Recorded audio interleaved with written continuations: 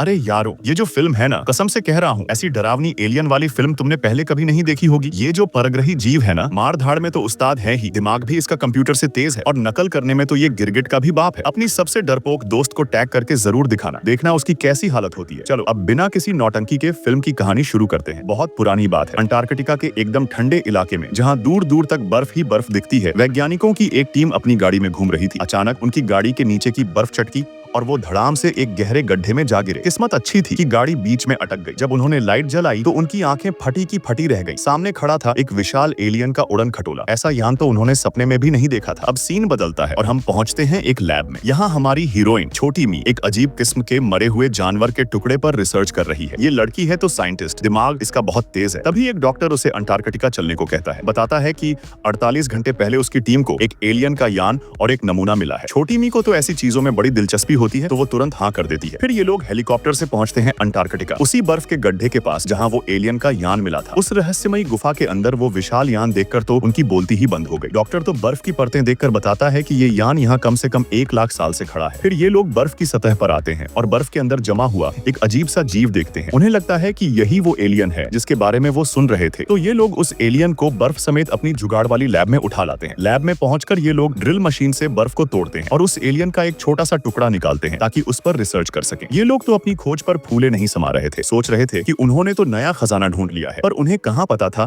कि लैब में रखी वो बर्फ धीरे धीरे पिघल रही है। सब अभी भी खुशी के मारे नाच गा रहे थे और छोटा काला नाम का एक साइंटिस्ट स्नैक्स वगैरह लेने जा रहा था। वो अकेला ही उस एलियन को देखने लैब में घुस गया। उसे तो कुछ गड़बड़ नहीं लगा और वो जाने ही वाला था कि तभी वो एलियन अचानक बर्फ तोड़कर निकल आया और छत फाड़कर भाग गया। छोटा काला तो डर के मारे भागता हुआ गया और सबको ये बुरी खबर सुनाई। जब छोटी मी और डॉक्टर भागते हुए लैब में पहुंचे तो वहाँ बर्फ का बस एक खाली गड्ढा बचा था। अब सब लोग अलग अलग टोलियां बनाकर उस शैतान को ढूंढने निकल पड़े। 2 साइंटिस्ट कोने में उस एलियन को ढूंढ रहे थे और बाकी लोगों को बुलाने ही वाले थे कि तभी उस एलियन ने अचानक अपना पंजा निकाला और एक साइंटिस्ट का तो मौके पर ही दिल चीर दिया। जब बाकी लोग चीख पुकार सुनकर वहां पहुंचे तो उन्होंने देखा कि वो एलियन उस बेचारे को खा रहा है। उन्होंने तुरंत अपनी बंदूकें उठाई और धड़ाधड़ गोलियां चलाने लगे, पर वो एलियन तो निकला बुलेट प्रूफ। जितनी गोलियां मारो उतना ही वो और ताजा होता गया। अब तो सबकी हवा टाइट हो गई। तभी एक साइंटिस्ट ने आग वाला हथियार उठाया और उस एलियन पर आग की बरसात कर दी।